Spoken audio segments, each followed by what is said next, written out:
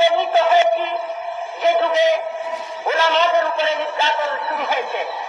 যখন যে বাচ্চা, যখন যে প্রশাসক ইসলামের আদর্শকে মিটিয়ে দিতে চায়, তখন ইসলামের কান্ডারি ওলামায়ে হক্কানিকে শেষ করার পায়তারা শুরু করে।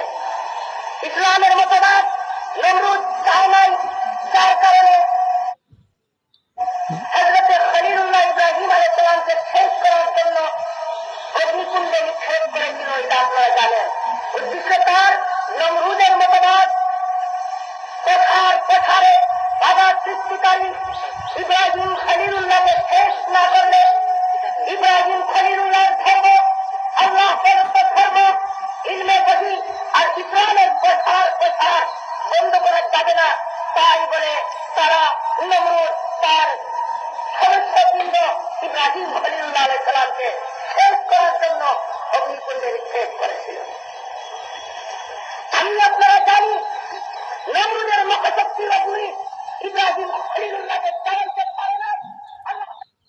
আজ পূর্বিকাল যুগে উপনীত হয়েছি যে যুগে ওলামাদের উপরে নির্যাতন শুরু হয়েছে।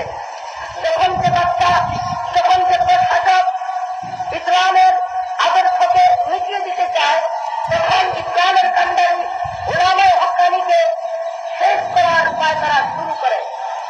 ইসলামের মতবাদ নমরুদ চায় নাই, যার কারণে হযরতে খলিলুল্লাহ ইব্রাহিম আলাইহিস সালামকে শেষ করার জন্য অগ্নিকুণ্ডে নিক্ষেপ করেছিল। এটা আপনারা জানেন।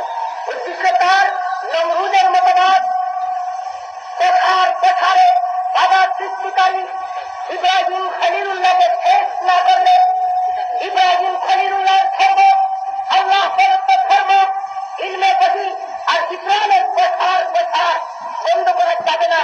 তাই বলে তারা নমরুদ তার সদস্যবৃন্দ ইব্রাহিম খলিলুল্লাহ আলাইহিস সালামকে শেষ করার জন্য অগ্নিকুণ্ডে নিক্ষেপ করেছিল।